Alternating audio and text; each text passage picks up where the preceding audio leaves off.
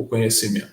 E na aula de hoje, na videoaula de hoje, nós vamos falar de um autor extremamente importante para compreender a sociologia e o pensamento sociológico.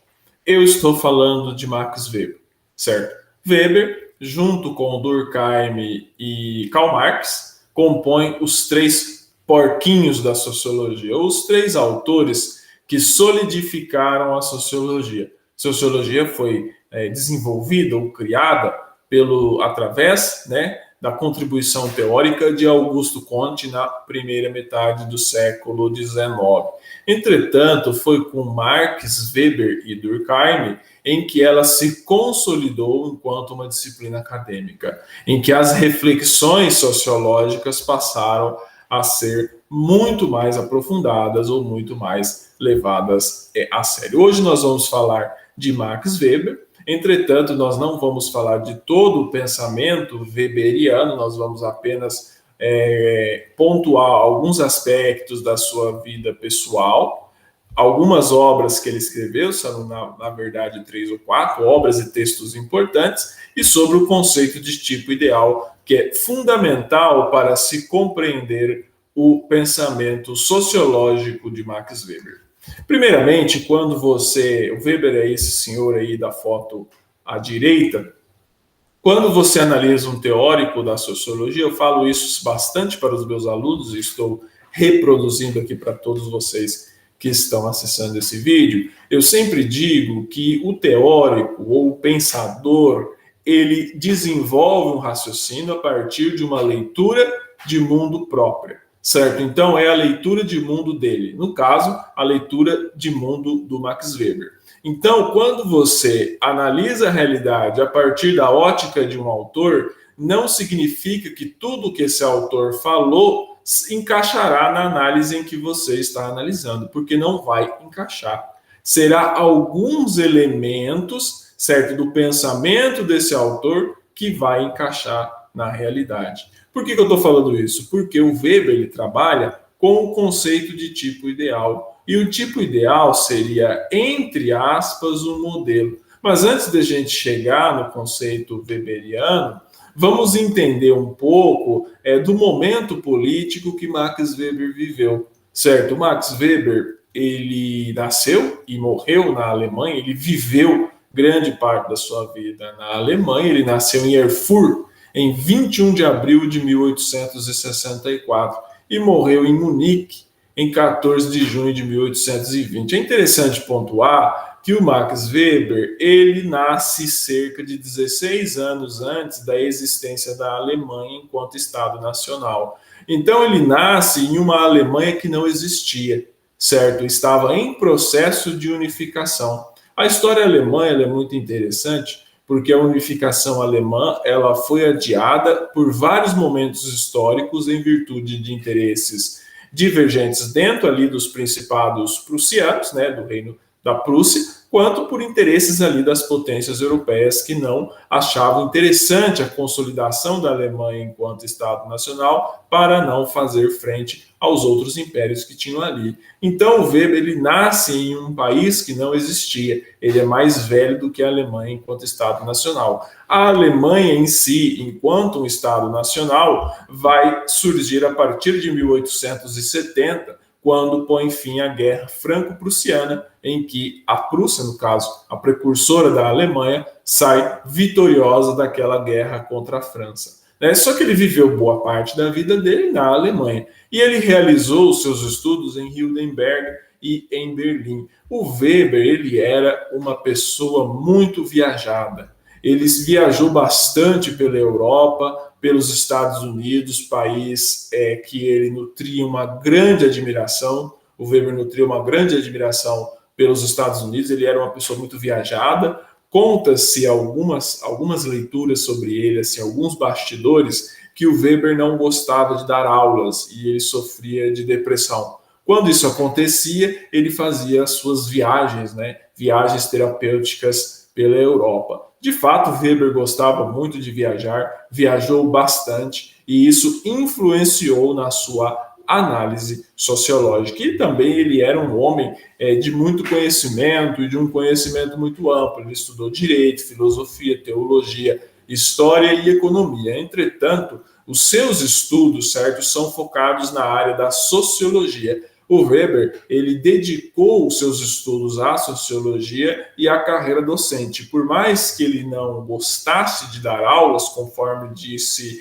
algumas leituras sobre o Weber, sustento isso daí, ele fez os seus estudos sociológicos, ele dedicou parte da sua teoria para a análise sociológica, ou dedicou praticamente toda a sua teoria para a análise sociológica e para a carreira docente. Então, produzindo vários desses livros, e é interessante pontuar que a maioria das obras do Weber, ou as principais obras e textos do Max Weber, foram produzidos no final da sua vida, certo? O Weber vai morrer em 1920 e ele começa a produzir obras que se tornariam relevantes para o pensamento sociológico a partir de 1904. Em uma dessas viagens para os Estados Unidos, por exemplo, o Weber escreve a sua primeira obra de impacto, que é a Ética Protestante e o Espírito do Capitalismo, que é essa verdinha aqui. Eu peguei uma edição da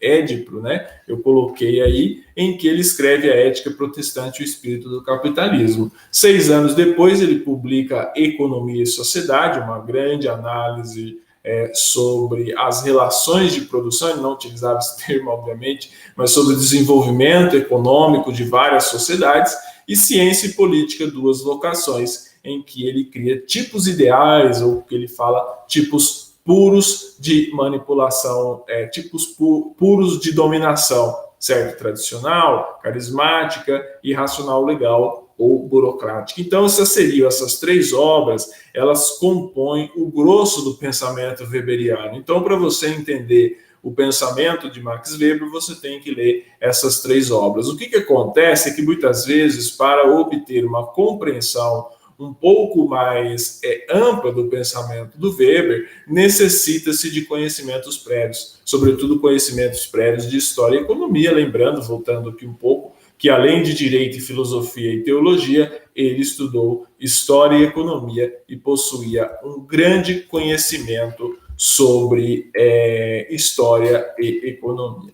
O que faz o Weber diferente dos outros teóricos? Essa é uma grande pergunta que fazemos quando expusemos para os alunos sobre os teóricos da sociologia. O que faz ele diferente? O que faz ele diferente em relação aos seus pares da sociologia, que são considerados clássicos da sociologia. Por exemplo, ao contrário de outros teóricos, como eu pontuei aqui, o Weber ele focava suas análises sociológicas no indivíduo, que era, para Weber, um elemento fundamental na compreensão da realidade social. Enquanto o Durkheim e o Marx focavam as suas análises no coletivo, no caso do Durkheim, ele ia até mais longe, afirmando que o indivíduo não existia fora do coletivo.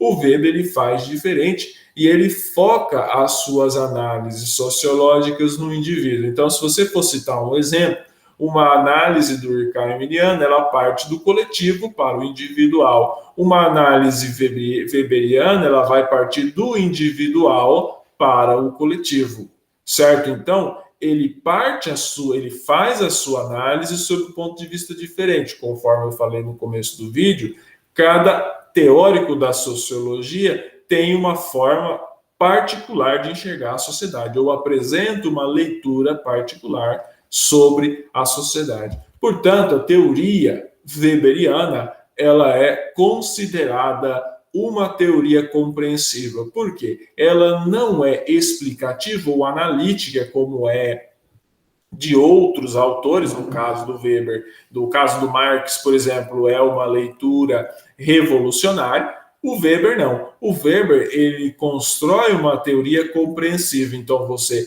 compreende esse fenômeno, você mergulha nas estruturas desse fenômeno e você cria um tipo ideal, que é uma forma de analisar aquele fenômeno. Então, aí nós entramos no que seria o tipo ideal na lógica ou na perspectiva weberiana. O Weber, sempre que você fala em tipo ideal para os alunos, tem-se a primeira dificuldade em descrever para o aluno o que seria um tipo ideal. Por quê? Porque a própria natureza desse contexto weberiano é uma natureza complicada de você descrever de maneira concreta. Por quê? Porque o tipo ideal, para o Weber, ele se torna uma ferramenta de análise da realidade, em que o autor, o sociólogo, no caso, ele elabora uma construção mental de um determinado fenômeno. Então, se ele estiver analisando o fenômeno X, certo? Ou o fenômeno, por exemplo, o fenômeno da violência no Brasil. Se ele for fazer uma análise weberiana, ele tem que fazer uma construção mental desse fenômeno. A partir da construção mental desse fenômeno, oferece forma a uma determinada realidade ou fenômeno que está sempre além da compreensão da totalidade do intelecto humano. Por exemplo, eu vou citar um exemplo mais conhecido de vocês, de um autor brasileiro que foi influenciado por Weber, que foi o Sérgio Buarque de Holanda, fortemente influenciado pelo pensamento do Max Weber. O Sérgio Buarque de Holanda, eu como falei até em outros vídeos, ou vou falar ainda se eu ainda não publiquei esse vídeo, ele explicava o Brasil a partir do tipo ideal denominado de homem cordial, certo? Então era uma análise weberiana, não significa que todo o brasileiro se encaixa no perfil de um tipo ideal, certo? Construído pelo Sérgio Buarque de Holanda. Mas isso explica grande parte da realidade. Por isso que ele fala, é uma construção mental de um determinado fenômeno. Oferece a forma a uma determinada realidade, mas está além da compreensão da totalidade do intelecto humano. Ou seja, você explica o Brasil em grande parte através do conceito de homem cordial, você explica, mas você não explica a totalidade do Brasil por meio desse conceito. Porque a análise sociológica, ou seja, a realidade social na qual o sociólogo ele está submerso, ele está analisando, ele lida, está muito além da compreensão da totalidade do intelecto humano. O Weber talvez seja o único autor que reconhece claramente a limitação da própria sociologia enquanto ciência, quando ele fala que a realidade ou o fenômeno está sempre além da compreensão da totalidade do intelecto humano. Por isso que quando eu falei que o autor X ou o autor Y explica a realidade, ele explica a partir de uma determinada posição, a partir de uma determinada leitura. Por isso que ele oferece elementos de explicação, mas ele não explica na sua totalidade. O tipo ideal também, certo? Para Weber, orientou o seu livro chamado A Ética Protestante e o Espírito do Capitalismo, em que explica o desenvolvimento econômico dos Estados Unidos. Estados Unidos da América, formado a partir das 13 colônias, não vou me aprofundar nessa história, mas foi a única colônia que prosperou e se industrializou no momento histórico semelhante ao momento histórico da industrialização europeia. Então, o Weber, ele criou uma análise, seria o quê? Ele criou o tipo ideal de protestante que saiu da Inglaterra, Irlanda e Inglaterra, e fundou cidades, indústrias, fundou povoados nas 13 colônias. Ele tinha uma ética distinta da ética dos católicos, por exemplo, que facilitou a acumulação de dinheiro, facilitou o empreendedorismo, facilitou a acumulação de capital. Por sua vez, tornou os Estados Unidos um país industrializado. Então, significa que com a ética protestante ele explica a totalidade do dito sucesso norte-americano? Obviamente não, mas você oferece um elemento de análise para essa explicação, o que torna essa explicação próxima a determinada realidade, lembrando que o Weber ele pontuava que a compreensão da totalidade do intelecto humano ela nem sempre ou ela não é possível. Obrigado pela atenção de todos vocês. Seguimos aqui com os nossos estudos.